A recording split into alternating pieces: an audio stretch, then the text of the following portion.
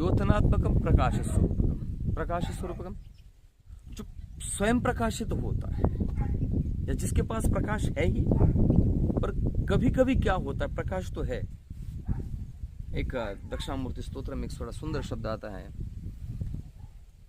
नाना छिद्र घटोदर्शित महादीप प्रभा भास्वरम ज्ञानम यस्य तु चक्षुरादिकरण द्वारा बहिस्पंदते जानामीति तमेव भांत मनुभाति तत्समस्तम जगत।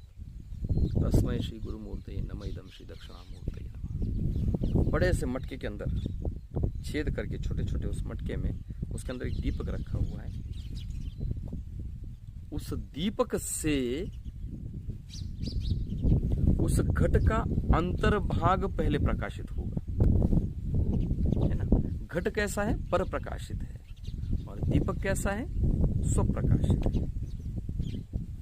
घट के बाहर की वस्तुएं भी कैसी है, पर प्रकाशित है। इनमें से किसी के पास प्रकाश नहीं है। प्रकाश किसके पास है, सिर्फ उस दीपक के पास प्रकाश है। दीपक में भी सिर्फ ज्योति में ही प्रकाश है। दीपक का अर्थ क्या है, ज्योति। वो दीपक जो नीचे रखा हुआ है जिसमें तेल भरा है, वाती लगी है वगैरह, या जो बल्ब लगा है वगैरह वगैरह, इसमें प्रकाश नहीं है। प्रकाश सिर्फ उस वाती में है जो जल रही है। वहां से प्रकाश निकलकर सबसे पहले प्रकाश रहित उस घट के अंतर्भाग को प्रकाशित करेगा। उसके पश्चात वो प्रकाश का स्वभाव वो कभी भी रुकता नहीं है, वो चलता ही रहता है जब तक उसको कोई रोकेगा नहीं। जब उसको रोकेगा तब क्या करेगा, वो उस पर टकरा के पुनः किसी और दिशा में चल पड़ेगा। वो चलता रहता है, कभी रुकता नहीं है, परावर्तित हो जाएगा। तो घट के छेदों के माध्यम से वो बाहर निकल आएगा, और जितनी उसकी क्षमता है, जितना उसका दायरा है, उतने हिस्से को वहां भी वो प्रकाशित करेगा।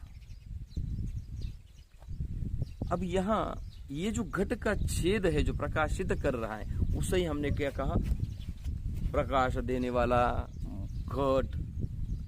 क्या कहा, वो घट रखा हुआ है और अंदर की दीपक की जिसको कल्पना है ना, वो क्या कहते हैं, वो मटका प्रकाश देता है। बिल्कुल प्रकाश दे रहा है मटका।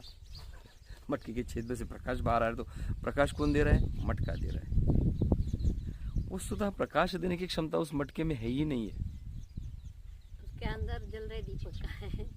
पुनः हमने क्या कहा, उस मटके के छेद में से प्रकाश निकल कर एक छोटे से किसी वस्तु पर पड़ रहा है, ग्लास पर पड़ रहा है।